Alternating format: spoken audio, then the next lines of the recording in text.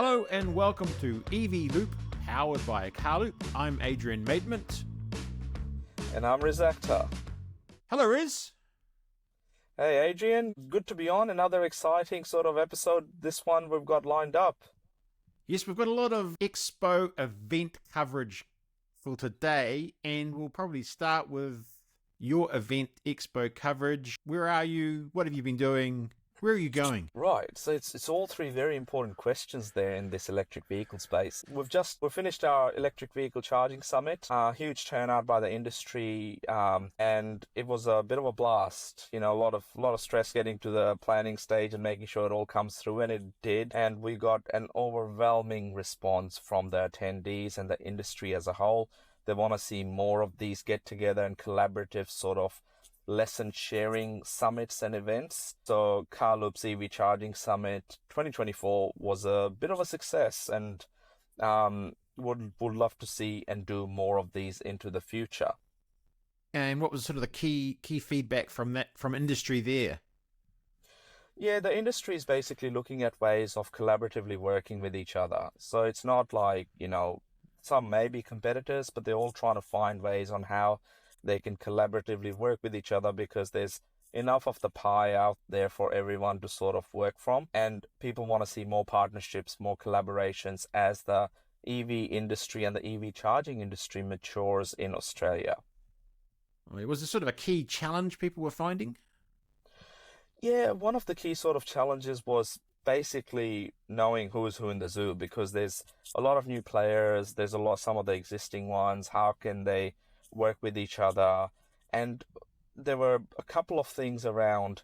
For the very first time, the fleet managers in the industry now need to work with property managers who manage the land where they'll be installing charging infrastructure, and who also need to work with grid operators and electricity supply companies.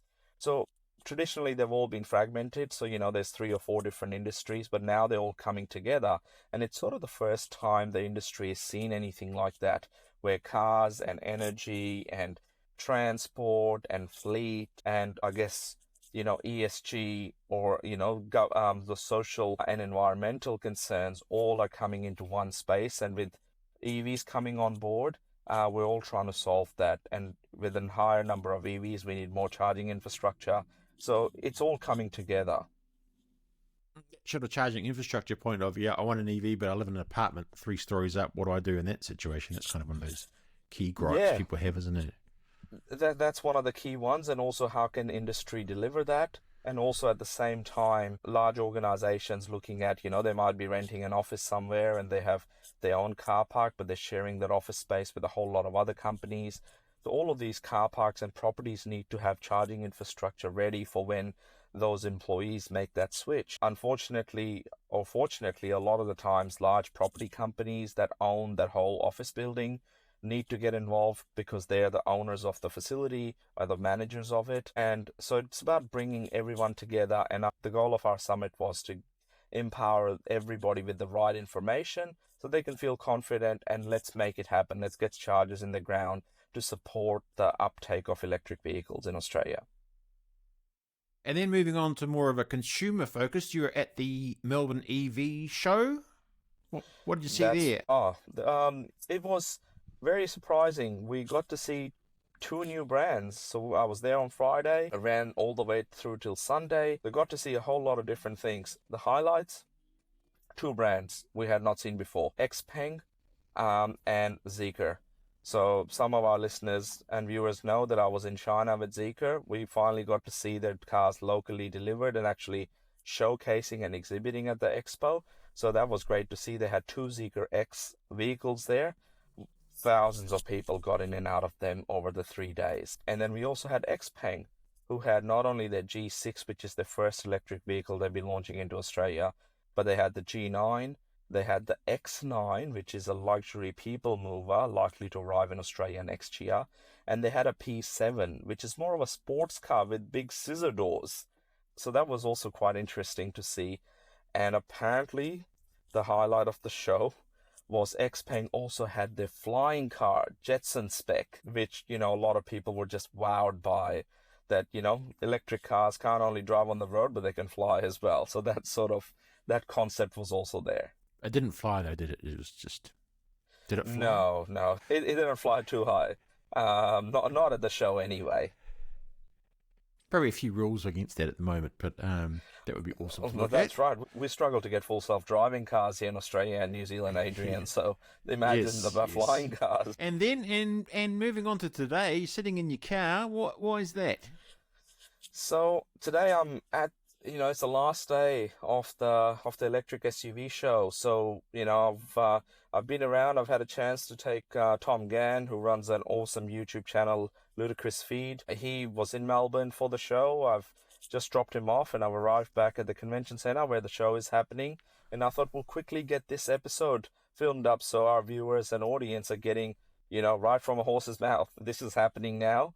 I was on the stage earlier giving a keynote on how Australia's electric vehicles, how we've gotten to where we are with over 200,000 electric cars on our roads, and where are we going, all the new models that are coming up. Even got to test drive one of these new models. I got a chance to test ride in our Xpeng G6, and I have to tell you, it is impressive. I look forward to seeing that. And you've taken some footage, I believe, so maybe we'll put some of that in right now. Any highlights in this video footage? You'll get to see the Xpeng. There was also Mini had a Countryman. Minis are no longer Minis; they're getting bigger and bigger. But there was an electric Countryman. There's also Ford has an F-150 Lightning electric Ute that's obviously been converted to right-hand drive. So yeah, plenty of things going on.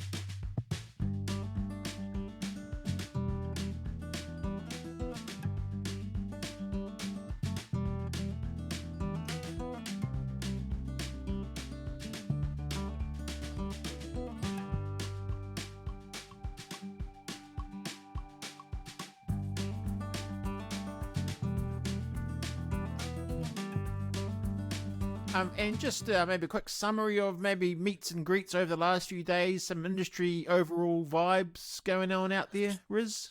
Oh, really positive vibes, Adrian. A lot of people that are attending CarLoop's EV Charging Summit were also at the Melbourne Electric SUV Show. So it was really good to catch up with a lot of them. And everyone's really excited about collaboratively working with each other or without government's assistance. Regardless of what happens in Canberra in Australia, the whole industry is excited to at least collaboratively work with each other to get us to that next stage as we see the march and the rise of these electric vehicle brands from China. Okay, and we'll leave it there, and we'll see you again next week in the studio probably, Riz. That's where you'll find us next week. Looking forward to it. Thanks, Adrian. Thanks, everyone, for joining us.